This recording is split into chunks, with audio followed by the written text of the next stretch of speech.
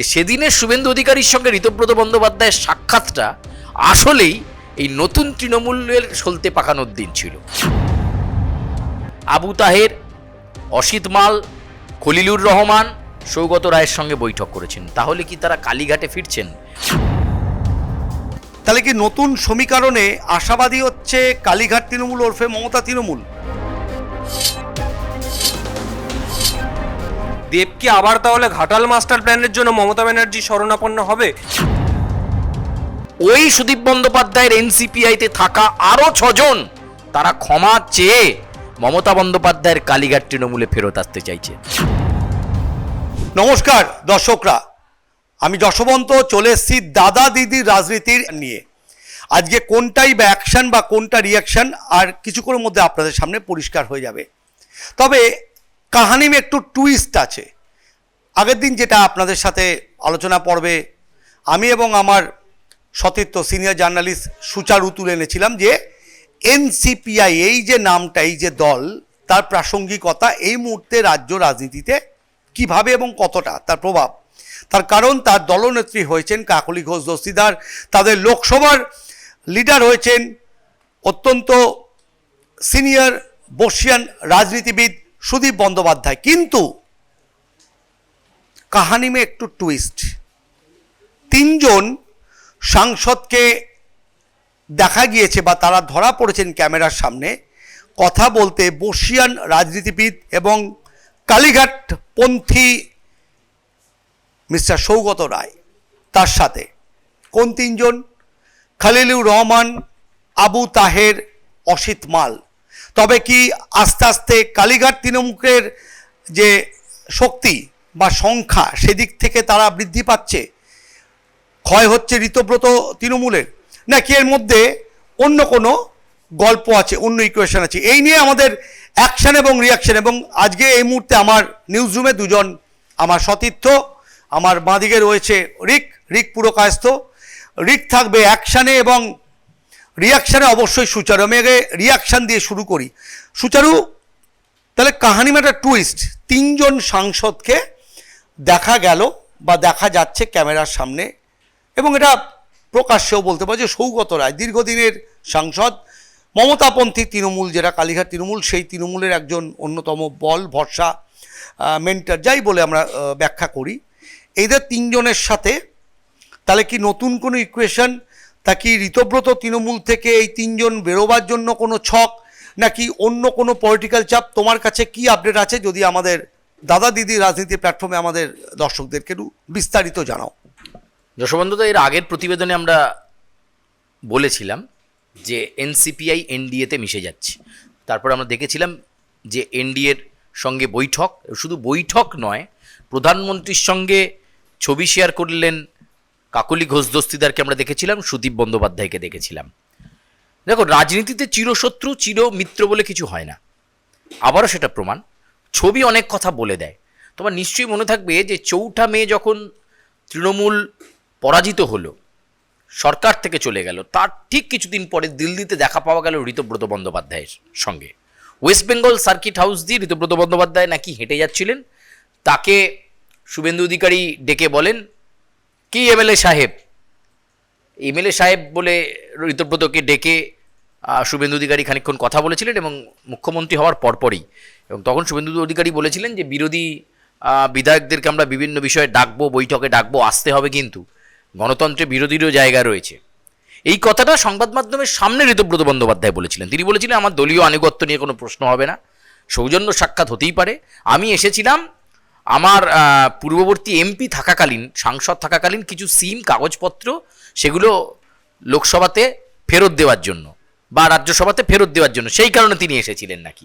কিন্তু পরবর্তীকালে কি দেখা গেল, যে ছবি যে কথা বলল, যে নিয়ে আমরা সংবাদ মাধ্যম জল্পনা করলাম, যে জল্পনাকে তিনি জল ঢেলে দিয়েছিলেন প্রায়, কিন্তু ছবি বলে দিল যে সেদিনের শুভেন্দু অধিকারীর সঙ্গে ঋতব্রত বন্দ্যোপাধ্যায়ের সাক্ষাৎটা আসলেই এই নতুন তৃণমূলের সলতে পাকানোর দিন ছিল। ঠিক তার 1 সপ্তাহ পরেই ঋতব্রত বন্দ্যোপাধ্যায় বিষোদ্গার করলেন। কে অভিষেক বন্দ্যোপাধ্যায়? চিনি না। তারপরে রাজারহাট নিউ টাউনে দফায় দফায় বৈঠক, এক এক করে ভিড় বাড়লো এবং ঋতব্রত বন্দ্যোপাধ্যায় প্রথমে এমএলএ হোস্টেলে মুড়ি, সর্ষের তেল, তার সঙ্গে কাঁচা পেঁয়াজ দিয়ে বৈঠক সারলেন। আস্তে আস্তে অনেকগুলো গেল লোকজন, 60 জন বিধায়ককে নিয়ে তিনি বিধানসভার অধ্যক্ষের কাছে চলে গেলেন, জমা পড়ে গেল, বলল আমরা আসল তৃণমূল। সেখান থেকেই বিরোধী দলনেতা নির্বাচিত হলো। সইকাণ্ড, বিধানসভার সইকাণ্ড আমরা কেউ ভুলে যাইনি। তারপরে ঋতুব্রত তৃণমূল আরও স্প্যান তার বাড়ালো। এবং এই সময়ই সুদীপ বন্দ্যোপাধ্যায় কি করলেন, বেশ কিছু তৃণমূল সাংসদদেরকে নিয়ে প্রথমে বিক্ষুব্ধ তৃণমূল ব্লক তৈরি করলেন। তারপর একটা পার্টির নাম এসে গেল এনসিপিআই। সেই এনসিপিআই পার্টি খায় না মাথায় দেয় কেউ জানে না। হাওড়ার সাঁকরাইলে তার রেজিস্টার অফিস, আর দলটার আসল জায়গা হচ্ছে ত্রিপুরা। সেটা নিয়ে তিনি এগোচ্ছিলেন। কিন্তু মুশকিল হলো, এই যে লাস্ট এনডিএর যে মিটিং, সেই মিটিংয়ে 3-4 জন কিন্তু অনুপস্থিত ছিলেন। সবাই 20 জন কিন্তু ছিলেন না, 4 থেকে 5 জন অনুপস্থিত ছিলেন। সেই অনুপস্থিত থাকা সাংসদদেরকে দেখা গেল গতকাল সৌগত রায়ের সঙ্গে বিজয় চক, অর্থাৎ পার্লামেন্টের যে শেষ দেওয়াল, ঠিক বিজয় চকের পাশে, যেখান থেকে সংবাদ মাধ্যম লাইভ প্রতিবেদন করে, ঠিক বিজয় চকে ওই করিডোর দিয়ে সমস্ত সাংসদরা বেরিয়ে যান বা মন্ত্রীরা বেরোন, ওই করিডোরে সৌগত রায়ের সঙ্গে একটা সৌজন্য সাক্ষাৎ দেখা গেল। কাদের? খলিলুর রহমান, আবু তাহের, অসিত মাল, যারা কিন্তু ইতিমধ্যেই এনসিপিআইয়ের সাংসদ বলে পরিচিত বা সুদীপ বন্দ্যোপাধ্যায়ের লবি বলে পরিচিত। সৌগত রায়ের সঙ্গে তাদের সৌজন্য সাক্ষাৎ ওখানেই শুধু শেষ হয়নি, শোনা যাচ্ছে যে বঙ্গভবনে আবার আলাদা করে আবু তাহের, অসিত মাল, খলিলুর রহমান সৌগত রায়ের সঙ্গে বৈঠক করেছেন। তাহলে কি তারা কালীঘাটে ফিরছেন? তাহলে কি এনসিপিআই দলের ভিত নড়ে গেল?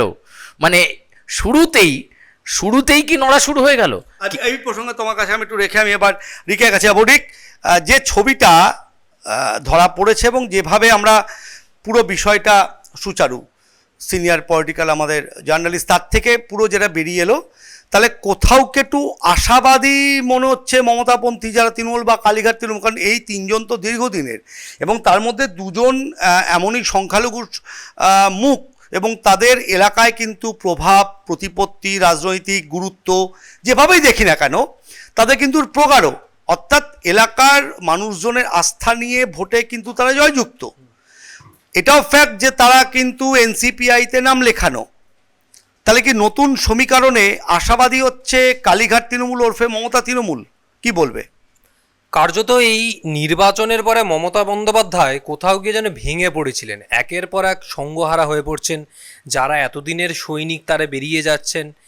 সংসদ ভবন, সংসদ দিয়ে শুরু হলো, সাংসদদের দিয়ে, বিধায়কদের দিয়ে শেষ হচ্ছে, বা এখনও কাউন্সিলররা বাকি আছে, পঞ্চায়েত বাকি আছে। এই জায়গা থেকে কার্যত দিশেহারা হয়ে পড়েছিলেন। কিন্তু একটা কথা যেরকম বিজেপিও জানিয়েছিল যে পুরনো কাউকে আর দলে ফেরাবো না, মমতা বন্দ্যোপাধ্যায় কিন্তু 21শে জুলাইয়ের মঞ্চে দাঁড়িয়ে তিনি বললেন যারা একবার দল থেকে বেরিয়ে গেছেন তাদের আর এই দলে কোনো জায়গা নেই। সেটা আবার শুধু সাংসদদের জন্য প্রযোজ্য হবে নাকি নতুন যে তৃণমূল সেই তাদের জন্য প্রযোজ্য হবে, যে মমতা পন্থী থেকে অন্য পন্থী তারা হয়েছেন বলে, সেটা জানা নেই। তবে মমতা ব্যানার্জি কার্যত ভেঙে পড়েছিলেন এই ঘটনার পরে। তার এতদিনের যারা সৈনিক, যারা জেলার সংগঠনকে মূলত দেখেছেন জেলা কর্মী সমর্থকদের একত্রিত করা, তারা চলে গিয়েছিলেন। সেই জায়গায় আরও একটু সংযোজন করব, কালকে এই 3 জন মঙ্গলবারের বৈঠকে যেরকম ছিলেন না, তার সাথে পরবর্তী সময় যেটা আরও জানতে পারা যাচ্ছে, দেব মমতা ব্যানার্জির সাথে 2014 লোকসভা নির্বাচন থেকে তিনি রয়েছেন। বিভিন্ন সভা প্রচার, কখনো 21-এর মঞ্চে গ্যাস সিলিন্ডার মাথায় তুলে দেবকে দেখতে পাওয়া গেছে, সেই পাগলু ডান্স যেখান থেকে শুরু। সেই দেবও কিন্তু এই বৈঠকে ছিলেন না, কলকাতায় ছিলেন। তা এই জায়গা থেকে দেবের দিকেও এখন আঙুলটা উঠছে। দেব কি আবার তাহলে ঘাটাল মাস্টার প্ল্যানের জন্য মমতা ব্যানার্জি শরণাপন্ন হবে?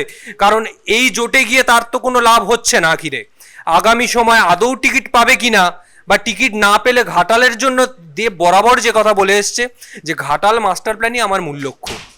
মমতা ব্যানার্জিকে বলেছি, কোনো কাজ হচ্ছে না। ফলে দেব আগামী সময় কোন জায়গায় দাঁড়িয়ে, তবে এরকম বিভিন্ন সাংসদ মহলে এখন চলছে। তবে মমতা ব্যানার্জি এখনো পর্যন্ত যে স্ট্যান্ড পয়েন্ট নিয়ে রয়েছে যে তার লক্ষ্য এখন দিল্লি 29-এর নির্বাচন। সেই নির্বাচনকে টার্গেট করে যদি ঋতব্রতপন্থীরা নিজের দলের ভিতর থেকে উপদলীয় কার্যকলাপ করতে পারে, মমতা ব্যানার্জিও এতদিনের রাজনীতিবিদ, তিনিও হয়তো বিরোধী শিবির থেকে আবার তার শিবিরে যোগদানও করাতে পারে। খুব ইন্টারেস্টিং সুচারু, এটা খুব পয়েন্ট তুললো। আমি এটা ভাবছিলাম যে দেব ইন্টারেস্টিং ক্যারেক্টার, এই মুহূর্তে বাংলার ইন্ডাস্ট্রির 1 নম্বর হিরো, তাকে দেখতে বলো বা তার প্রোডাকশন হোক, সব মিলিয়ে ভালো ব্যবসা দিচ্ছে। কিন্তু তার যে সংসদীয় যে রূপটা, সেভাবে কিন্তু ঘাটালের যেহেতু ওখানকার ছেলে, ওখানকার ওর অনেক কিছু ইমোশন ও বলছে, তাহলে এই খালিলুর, এই অসিত মাল, আবু তাহের, দেবের স্ট্যান্ড পয়েন্টে এই মুহূর্তে কোন দিকে? মানে দেব কি এখন এনসিপিআই সাংসদ, নাকি দেব এখন নাকি কোথায় দাঁড়িয়ে? তোমার কাছে কি খবর? উনি জল মাপছেন, উনি জল মাপছেন। জল যে মাপছেন শুধু একা দেব তা নয়। সুদীপ বন্দ্যোপাধ্যায়ের বিষয়ে বলি, সুদীপ বন্দ্যোপাধ্যায় যখন এনসিপিআইতে গিয়ে কাকলি ঘোষ দস্তিদারকে নিয়ে 21শে জুলাইয়ের দিন রাজঘাটে শহীদ তর্পণ করছেন, তখন নয়না বন্দ্যোপাধ্যায় এই কলকাতায় দাঁড়িয়ে বলছে যে সুদীপ বন্দ্যোপাধ্যায় কি স্ট্যান্ড পয়েন্ট নিচ্ছে আমার জানা নেই, ওটা সুদীপ দাকে গিয়ে জিজ্ঞেস করবেন। মানে তিনি একটা লুপ লাইন তৈরি করে রেখে দিলেন যে যদি কোনো কারণে এনসিপিআই নিয়ে না দাঁড়াতে পারি, যদি কোনো কারণে সফলভাবে ন্যাশনাল ডেমোক্রেটিক অ্যালায়েন্সে মিশে যেতে না পারি, তাহলে বউ আছে, বাঁচিয়ে নেবে। হয় না আমাদের পারিবারিক জীবনে যে অন্দরমহলটা স্ত্রী দেখেন আর বাইরেটা কর্তা দেখেন, বাড়ির কর্তা বোধহয় বুঝেই গেছেন, তাই নয়না বন্দ্যোপাধ্যায় কালীঘাট তৃণমূলে রয়েছেন আর সুদীপ বন্দ্যোপাধ্যায় এনসিপিআই করেছেন। সবচেয়ে গুরুত্বপূর্ণ যে বিষয়টা যশবন্তদা, সেটা হচ্ছে এই যে তৃণমূল ভেঙে ঋতব্রত তৃণমূল তৈরি হওয়া বা এনসিপিআই তৈরি হওয়া, এরা তো প্রত্যেকেই, এরা কি ছিলেন? প্রত্যেককেই পরিচিতি দিয়েছেন মমতা বন্দ্যোপাধ্যায়। এরা বিষোদ্গার করলেন অভিষেক বন্দ্যোপাধ্যায়ের বিরুদ্ধে, পাল্টা অভিষেক বন্দ্যোপাধ্যায় বললেন যে যারা দল ছেড়ে গেছেন তারা ফেরত আসুন, আমি সঙ্গে সঙ্গে আমি পদত্যাগ করে দেবো। তারা কি ফিরলেন? আসলে তা নয়, আসলে তারা পাওয়ার করিডোরে থাকতে চাইছেন। যেখানে মমতা বন্দ্যোপাধ্যায় বারবার প্রেসমিট করছেন এবং সেখানে তিনি বাড়ি থেকে ভিডিও বার্তা দিচ্ছেন, বলছেন যে যারা প্রকৃত কর্মী, যারা প্রকৃত তৃণমূলকে ভালোবাসে তারা থাকবে, বেঈমানদের জায়গা নেই। একটা খুব সুন্দর গান এই মুহূর্তে মনে পড়ে গেল, আভি না যাও ছোড়কার এ দিল আভি ভাড়া নেই। মানে এই জায়গাটা এই মুহূর্তে কালীঘাট তৃণমূলের চলছে, সেইটাতে খানিকটাতে প্রলেপ দিলেন বোধহয় মমতা বন্দ্যোপাধ্যায়। কারণ সৌগত রায় কিন্তু ইতিমধ্যেই মমতা বন্দ্যোপাধ্যায়কে ইন্টিমেসি দিয়েছেন যে শুধু মুর্শিদাবাদ লবি নয়, ওই সুদীপ বন্দ্যোপাধ্যায়ের এনসিপিআইতে থাকা আরও 6 জন তারা ক্ষমা চেয়ে মমতা বন্দ্যোপাধ্যায়ের কালীঘাট তৃণমূলে ফেরত আসতে চাইছে। ফলে যশবন্তদা, খেলা এখনো শেষ হয়নি, খেলা অনেকটা বাকি আছে।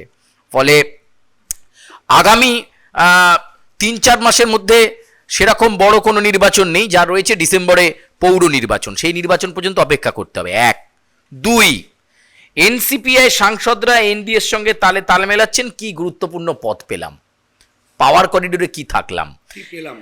আর এনডিএ তথা বিজেপি কি ইকুয়েশন দেখছে যে লোকসভায় আমার আসন সংখ্যা বাড়াতে হবে, তার জন্য আমার সংখ্যাগরিষ্ঠতা চাই। ঠিক আছে, তো সে উগান্ডা থেকে সাংসদ হলেও তাকে স্বাগত নিয়ে নেবো আমরা জোটে, কারণ আমার সংখ্যাগরিষ্ঠতা প্রমাণ করতে হবে, বিল পাস করাতে হবে।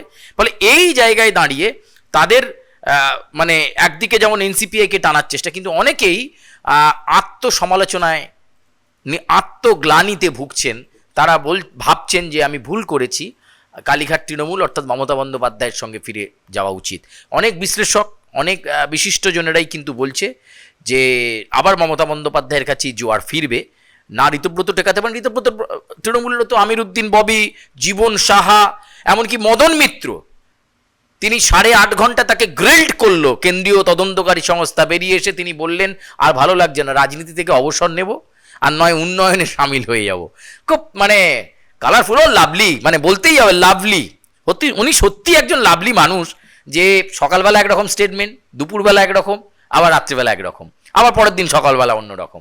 তবে আমি জানি না মদন মিত্র কি করবেন, তিনিও কি তার অনুশোচনা হবে কিনা। তিনি বলেছিলেন মমতা বন্দ্যোপাধ্যায় যদি পায়ে হেঁটে আসেন তাহলে গলার উত্তরীয় খুলে রাস্তায় পেতে দেবো, তিনি আসুন, কথা দিচ্ছি ঋতব্রত তৃণমূলের স্বাগত, কেউ আপনাকে ডিম মারবে না, কিন্তু আপনাকে অভিষেক বন্দ্যোপাধ্যায়ের হাত ছাড়তে হবে। ফলে এখানে এই চমৎকার খেলাটা তৃণমূলের মধ্যে, এই গৃহযুদ্ধটা কিন্তু জমে গেছে এবং সেখানে আরও বাড়তি উৎসাহ বাড়িয়ে দিল এই খলিলুর রহমান, আবু তাহের, অসিত মাল, যারা ফিরতে চাইছেন মমতা বন্দ্যোপাধ্যায়ের কাছে। অর্থাৎ দর্শকরা, আমাদের দুই প্রতিনিধি রিক এবং সুচারুর বিশ্লেষণায় যেটা উঠে দাঁড়ালো যে সবাই জল মাপছেন। এখন এই জল মাপতে মাপতে ঘাটালের জলটা কোথায় গিয়ে দাঁড়াবে, নাকি সেই জলটা আবার হাওড়া, রামতা, উদয়নারায়ণপুর হয়ে আমাদের গঙ্গায় এসে কলকাতাকে ভাসাবে কি না ভগবান জানে। কারণ কলকাতা এমনিতেই যা অবস্থা আপনারা জানেন, একটু বর্ষার বৃষ্টি হলে। তবে এই রাজনীতিবিদদের জল মাপতে মাপতে সেই জলটা কোন দিকে থাকে সেদিকে তো আমাদের আর প্লাসের এই যে বিশেষ সেগমেন্ট দাদা দিদি রাজনীতি, তার তো নজর থাকলোই, আর আপনাদের নজর থাক আমাদের দাদা দিদির এই প্ল্যাটফর্মে আমাদের যাবতীয় খবর, যাবতীয় বিশ্লেষণ পুঙ্খানুপুঙ্খভাবে আমরা দায়বদ্ধ আপনাদের সামনে তুলে আনার জন্য। আজকে এই এপিসোড এই পর্যন্তই, আবার দেখা হচ্ছে অন্য কোনো এপিসোডে দাদা দিদি রাজনীতির রিয়াকশানে। আমাদের দুই প্রতিনিধিকে নিয়ে আমি যশবন্ত আজকে বিদায় নিচ্ছি আপনাদের থেকে।